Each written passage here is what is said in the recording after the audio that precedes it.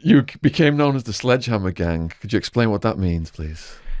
What happened? We was when I was a kid, we started off at about 16, and we used to have the old Parker's coats with the fur around. Do you remember? Yeah. And we started off like doing. I was doing jeweler windows like with ball bearings because like what happens when say that's the window in the time you used to have a stripe across it in the olden days, and you could fire by a bearing like a gun, and it go straight through the window. As long as you didn't hit the silver strips, you used to come up with the old, what you get out the dry cleaners thing, go and pick out all the jewellery through the window. Yeah. So then we stepped, and then obviously where all the jeweler windows were getting done, I was looking for kids doing that, and then we moved into. By the time I was 16, nearly 17, we started doing building societies, anything like, and in the olden days it was like, imagine your toolboxes today, there wasn't like tools or things like that. So it was quite easy to do, and it just slipped into, it was on a regular basis, but trouble was they know the same people committing the same things, and at my age there wasn't cameras, so it was quite easy to get away with, you know what I mean, Sean? Yeah. And then as we get older, obviously the robberies get more bigger and bigger and daring, and that's how it goes on. And that's how you end up with yourself getting serious lumps of bird. Yeah. And it got to the point where you end up taking a policeman hostage. How did that come about? Well, what happened, we just had a good bit of work, and the people I was working with, they said, look, let's have a break because we'd really had a really good run. And someone said to me it was a van. So they wanted a van. And I jumped on another team, which was the wrong thing. And then they cancelled the van. They said that I'd been firing shots, and I think their arsehole fell out a bit. And they give me so this fella said, look, it's an easy one. You've got to wrap up a few people and just put them down type of thing. But the person I was actually working with, and I swear on my child's life, all my kids get cancer, he wasn't the person I go to work with. So that was the biggest mistake in my word. I stepped out of my comfort zone with the people I work with, and I ended up with a knob, basically. Yeah. And he got me nicked, basically, where he's calling out my first name and things like that. So, but that's here or there. But, yeah, like, it turned out a bit nasty, basically. Like 3 hostages, policemen shoot out at police. You had all the old lot, basically, So, yeah, it weren't I ended up getting 18 years. So there was a point where you were like hiding in the mud kind of thing. What happened with my mate actually got shot. I was wrestling, and he'd been shot, and so what happened? I didn't know he'd been shot, and obviously a club owner had been shot 3 times and all, and all I could see was someone staggering about. So I picked him up and obviously carried him, and was high up in a building, about 9 stories. So I had to carry him all the way down because the blood was spurting. As he had his fingers, the blood was spurting through his fingers. So I knew we didn't have long. It was like obviously connected an artery. So I carried him down the stairs, got him outside, and obviously when I tried to, obviously about 10 police, maybe more. So I told them all go back, and then they'll sort of walk back. So I carried him further, and all sort of cars pulled up and made all the cars go back again. So I got 2 guns, so I made the police cars go back. And obviously I took a left, then a policeman, I suppose he thought he was a bit of a hero, sort of tried to jump on me, and I took him hostage, basically. Got him to get my mate in the car, and then obviously away we went, and it just started from there. It just like from an easy robbery turned out to be mayhem, basically. And the police started to follow that car, so how did you stop them from following the car? Well, I put a gun in his head and said I'll go and blow his brains out. Obviously the policeman. And then, because we hit a bump, the gun went off. Because when you hit a bump and the gun went off. Shit. Those bumps in the road, and it bang, and it blew the window out.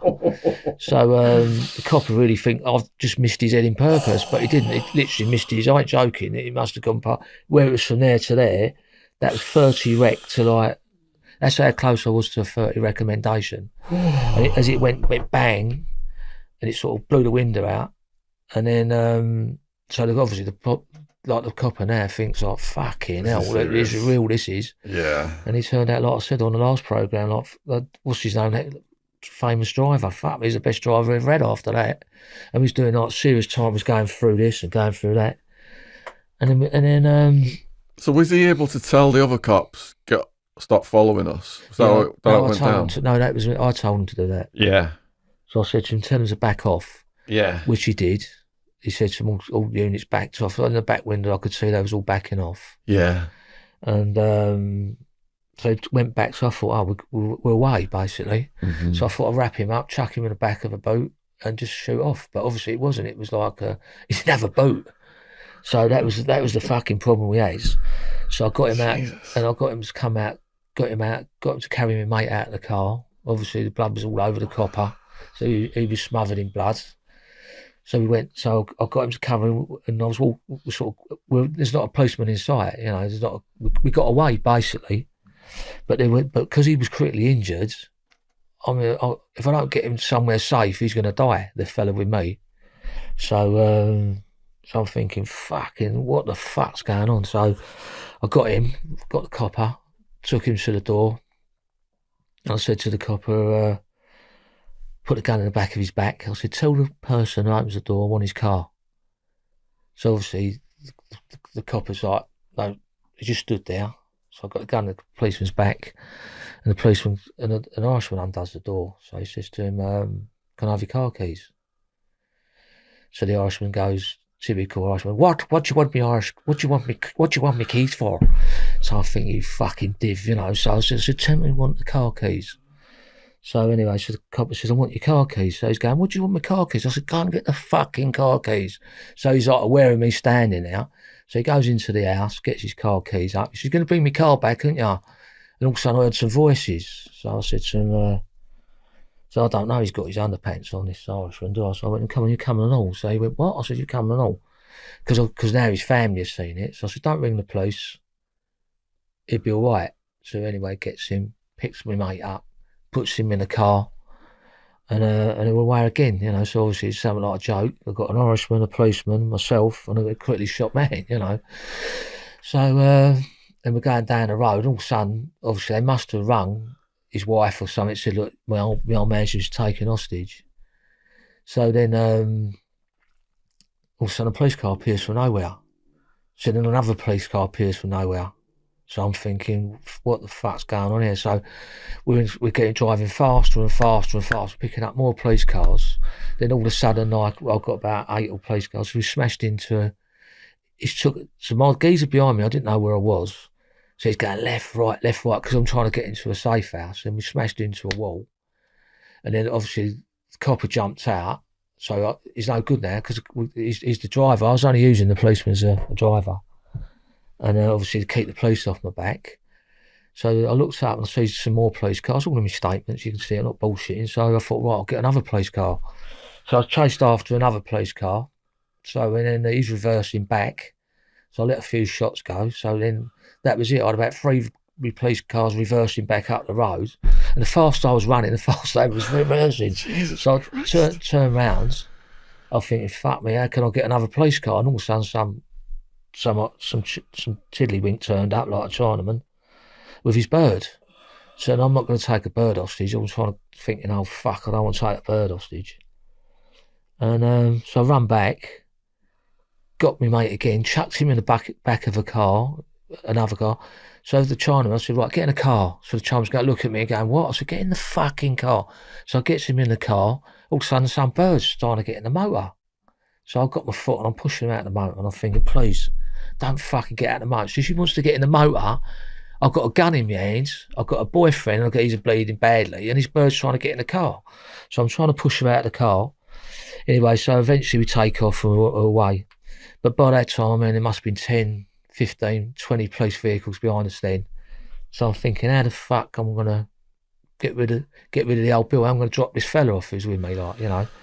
So we kept on going. But what I did, I kept throwing the door open, so I didn't know where he was getting out. So all of a sudden, he got to the house he wanted to do. He runs into the house. So I looked round, I thought, I can't run in the house with him because obviously I've got about 20 police cars behind me. And I could see all they're moving up the guns and things like that, you know. So I'm thinking to myself, what the fuck am I going to do? So I drops him off, slams the door, we're off again. But also there's just me and the Chinaman now, so we keep on driving.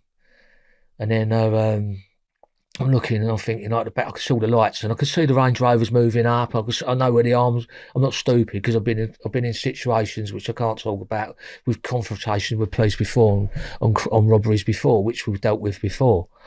And so I know where it's going. So all of a sudden, like, and I knew I was driving down the road. But as we driving down the road, I kept throwing the door open. So I didn't know where he got out. So when he was safe, I knew I was safe. That went on for about 20 minutes, half hour.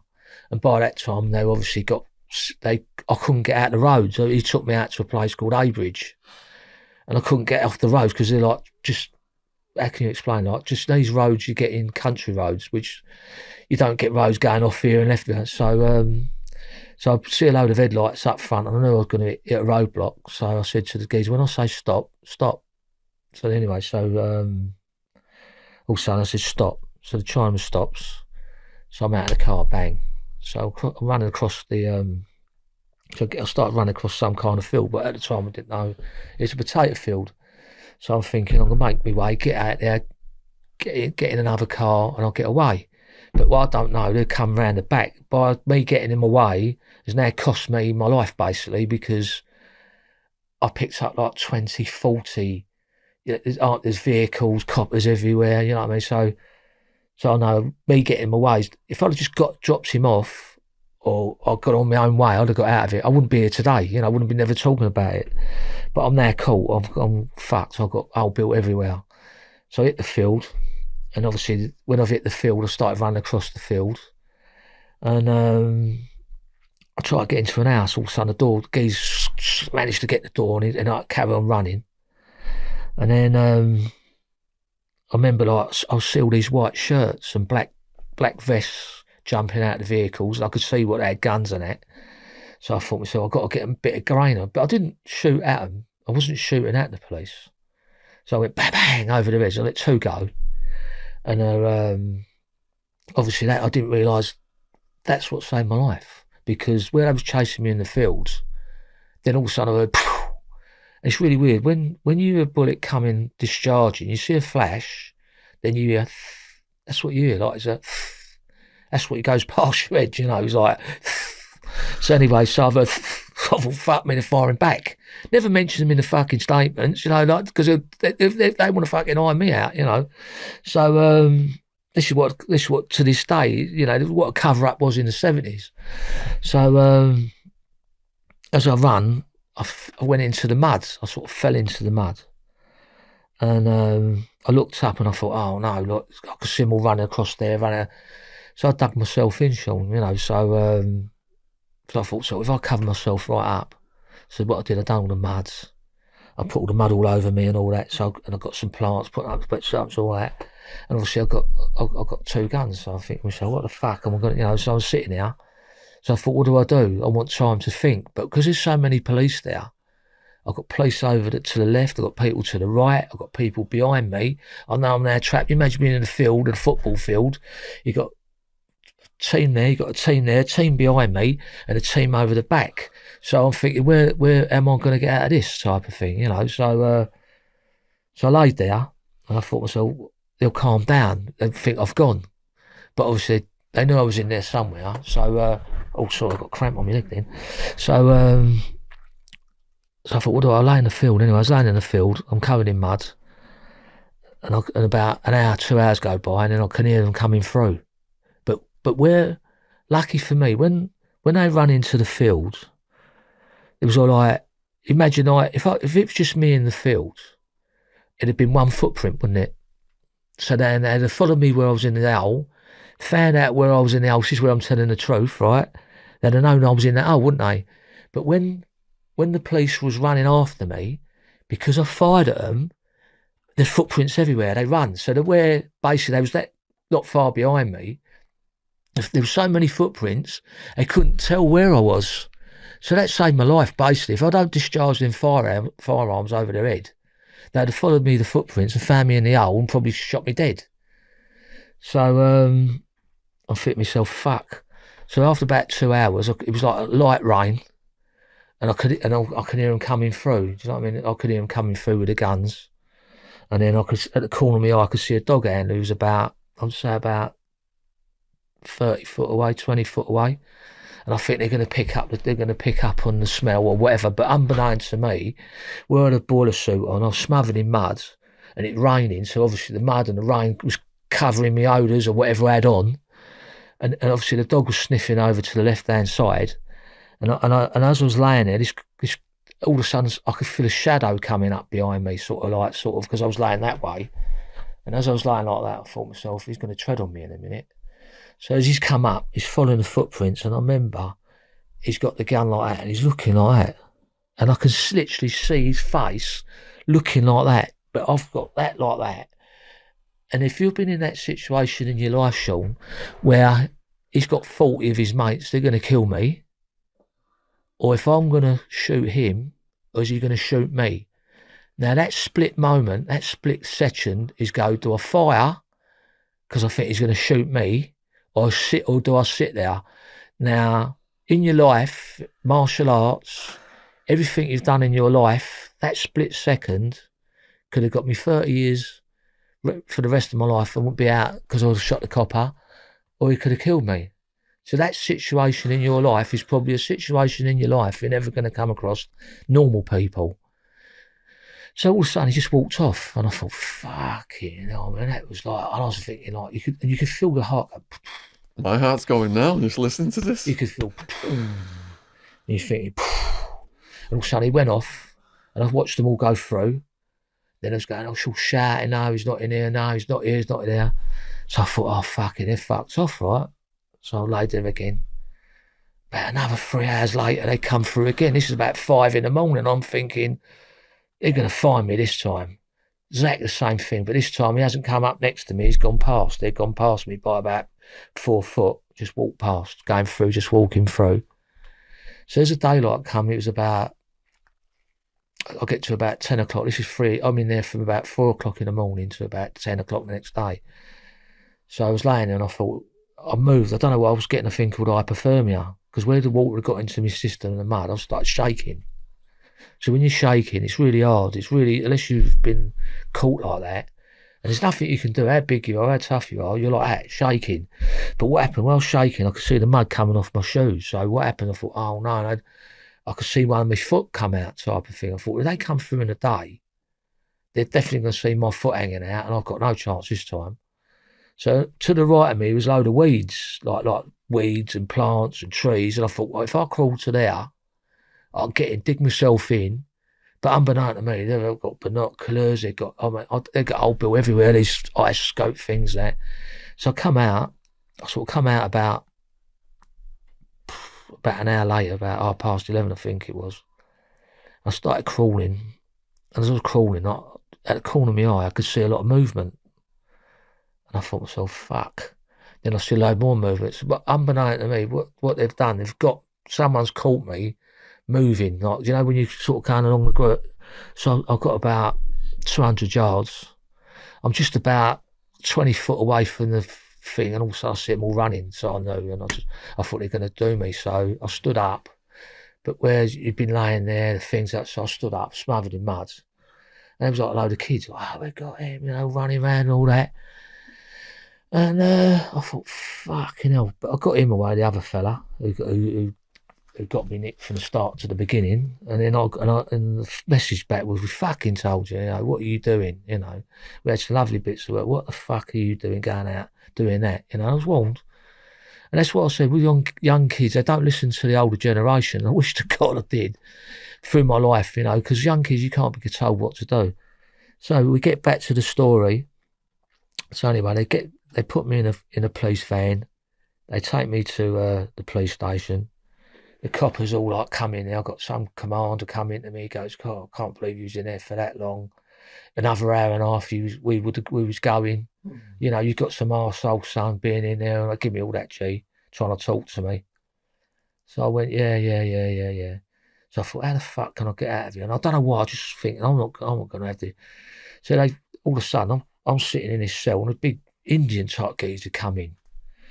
So he sat down, he said to me, I thought, what the fuck, they put him in with me, this geezer for, like, you know. He goes, I said, what are you in for? He said, I reckon I'm in for touching up little girls. So I thought, this is fucking real. Like, I just been had all this. So I went, really? As he sat down, like, I just booted him straight in the head. So like, as he sort of went back like that, I went bang, bang, bang. And old Bill steamed in, grabbed hold of me, took me out. So they want to get me out. They want to get me now. They nicked me. They want to get me out the police station. So they put me in a vehicle, like an armoured vehicle. But at the time, it was similar to this, the Woods. And you got like metal down it and all that.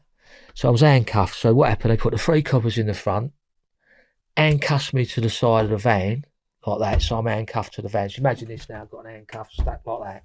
But I'm on this side. So I'm thinking like that. So I don't know what, at the time I was doing like 150 key for 6 reps. Like I was doing just under 180 bench. So I'm sitting there, and at the time they had these ratchet cubs. Ratchet cubs are different because they know people would get out of them. They had like a ratchet. And where I had the ratchet, I was sitting in the front. And I was sitting like that, and I just went, and I heard ting. And I thought, fuck, and I heard it go bang. But now I'm in a controlled unit, smothered with this wet iron mesh type of thing. And I think, how am I going to get out of here? So I couldn't move. So I was just sat there, and a couple looked like that, sort of say, like, what was that noise? And like, you know, because we don't forget they're big old vans and they make a lot of noise. And I sort of still sat there, and I thought, so they don't know it's come off. So I thought, fuck. So I waited till he put his Gravesends Road or something like that was called. So I got up, fucking got the van, side of the van, I went, rip, and it come off. It come off, you know, and I thought, wow. And the 3 coppers sitting in the front sort of looked around like that, sort of say, what the fuck? So I've ripped the side of the van off, all the wire mesh. And this is where martial arts come important. There was a window like that, like there's sealed windows. There's a thing called a Maigeri front kick. So I stood, I went smash. And the windows come out, flipped out type of thing, come out. I got the thing out.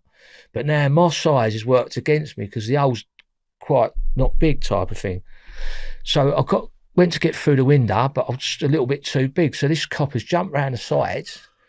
So I managed to grab hold of his uniform like that. So imagine he's got his jackets on like that. So I got him like that. And he's screaming like fucking tight. He's coming out. So another one come. So I managed to get that arm out, grabbed him. So they're trying to grab hold of me, but with them doing me a favour, where they're struggling with me, I'm struggling, and they're not pushing me backwards. They're struggling to try and get me off them, and they're pulling me out of the van.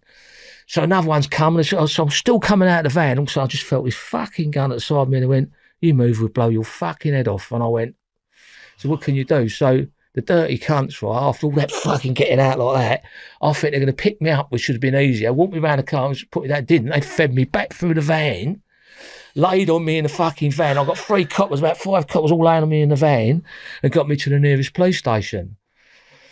So gets me in there, so it takes me to the police, it gets me to the prison. So they went, right, him, straight in there. So straight, I'm on patches, which is a yellow stripe, great big yellow stripe. I'm double A catted up. And I thought, all right, so the geezers who I'm working with, they went, what the fuck? It's all over the news, shootout of police, fucking hostages, all that. So the geezers send messages to me, what the fuck? So I want out. I'm saying, I want out the system. But the system they put me in was Brixton DSEG, was the most secure unit in England. No one's ever escaped from there at the time, from the yard. So I managed to get a bug in. There was a bug, we got a bug in. And then I said, look, I had that all set up. And then they tried to get me out of there. So I come out, we went to, the only time you come out of there was like a church. The only time double A cats could come out the cage was to go to church, RC church. So this is about 4 weeks later.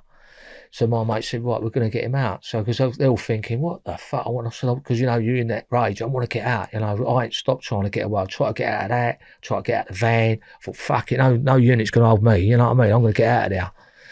And so cut a long story short, the only time we come out, I looked up, we planned it, plotted it, and unlucky for me, it went wrong. You know, they had the lorry there, they had the ladders there, they had everything there. Like, and it's just the signals got done. And like obviously, I come out to the church if you want to hear the story, Sean, what happened. Absolutely, we've got as much time as possible. Yeah, go for it. Anyway, so they lock us up. The only ones in the unit was me and the RA and a couple of East London armed robbers. Basically, we was in there. And out of 10 people, there was probably 8 Irish and 2 Englishmen, me and another fella. So he goes out to the church. Now it's all plotted up to come there's reception at the bottom. There's the cage we was in. There's the church there. So I've got to get to the church to go and pray, but I know I've got to get down there, past reception, round the back, and there's this alleyway you can get into where between the fence and the wall, right? So I thought to myself, I've got to fucking do this. So we plotted it up, done it. Anyway, so the day comes. I said, right, church, imagine like, there's all, and every time we're in the church, there's about 5-6 screws with your dog handlers and everything walking you from the seg, from our unit to the church, to guard you. But there's this screw there, I fucking hated him, I did. He was like, right, he used to have a leather glove on with one cut out, and that was his trigger finger. One of those fuckers, right? And that day, I thought, yeah, what a day for him to turn up, this geezer walking us to the church, like, so I got the dog handlers all walking. So anyway, so you imagine the atmosphere, you're waiting there and you're thinking, I hope my mates are out. So now, don't forget I've done tons of work with these people. They ain't going to let me down. I know we're going to be there, right? Anyway, cut a long story short, I looked at the pillar. So I looked up, as we come out the unit, I looked up to the window, which my mate sent the signal, sort of say, look, he's out, meaning I'm out the unit. And I just thought, fuck it, I know they're going to be there. And the screw who's there, the one with the leather glove, I just went, crack. So his sort of legs gone like that type of thing. Boom, like that. I've knocked him spark out him. He's proper gone. All of a sudden, as I'm running, I could hear, get him. But at the time, I knew that was going to happen. So I had a coat with me. So I wrapped round the coat round my arm. And as I kept running, like, I turned, and all of a sudden, the dog jumped. So it went straight into the coat where I knew it was going to go anyway. And I caught it with this, they're called like inside of seal key. And it caught it right in the throat. And what a kick it was, and all because the dog went up in the air like that. And I went, kick that in the head. And that run, he went, fucked off, right? So I got between the fence and the wall. All of a sudden, flares come over. So I know they're there. So the flares hit the wall and bounced off the wall. The wall's going up like that. So all the screws are right bells. So you imagine how many screws in bricks and D-Seg at the time. So they're coming from everywhere.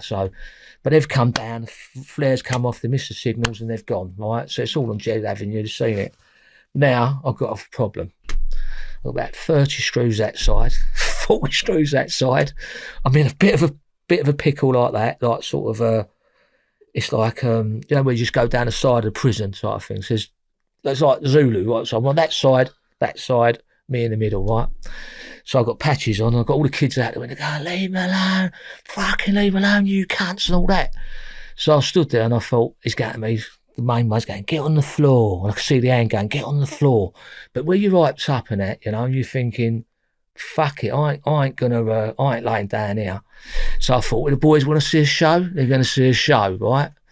So the screws all stood, all looking at me like that. So I started running them like that, right? And you can see their faces go, what's the fuck's he doing? I just flew in and went, smash, smash. And that was it. Oh, mate, crash, smash, bang.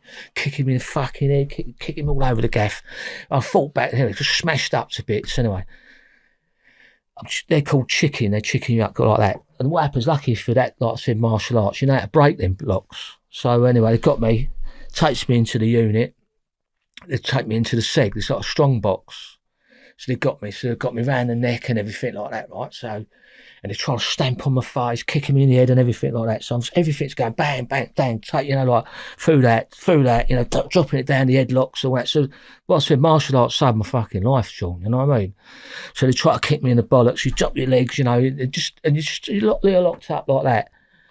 Anyway, so the governor walks in, goes to him, we can't have him in here, meaning the block.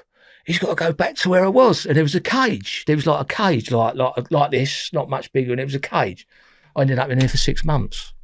So after the penthouse, I got tried to get out the van, which I got 2-year concurrence for that, for trying to get off the van. I tried to get out of bricks, and I spent 6 months in a cage for that. So, that's just to get a geezer away who I weren't even supposed to be with. And that's why I say principles to me. I've got to tell the story because what happens, the old school principles, you don't leave your mate on a bit of work. Another geezer, and the bit that hurt me most out of it all, that geezer was out for 2 years. He goes and gets nicked for something else. They find him on his blood 2 years later. Never give my woman 10 pence. So you talk about principles. I lost my life for a plum, basically. And I was warned not to do it, and I went and done it, So, but getting back to the crime, it wasn't something I was supposed to be, because we do vans, we've done banks, we've done sorting offices. I've been nicked from all their like vans, banks, sorting offices. That was something I weren't supposed to be on, Sean. My own fucking fault. I was told not to do it, and I've done it because I was bored. Fucking Sunday night, fucking Saturday night bots, and that's what happens with armed robberies. You know, you can have a lovely bit of work. You get a nice few stopping vans and bits and pieces, and then because you're a greedy bastard and you're bored and you want a bit of excitement, and that's how I'm getting myself into that trouble over that, and it just catapulted into that, and we went into prisons, and then it was like fighting your way all through the prisons. You're a double A cat. You're not going to get nothing. It just didn't stop. You know, this went on for like 10. It went on 10 years. 2 weeks of mission, basically. From that moment, my life changed.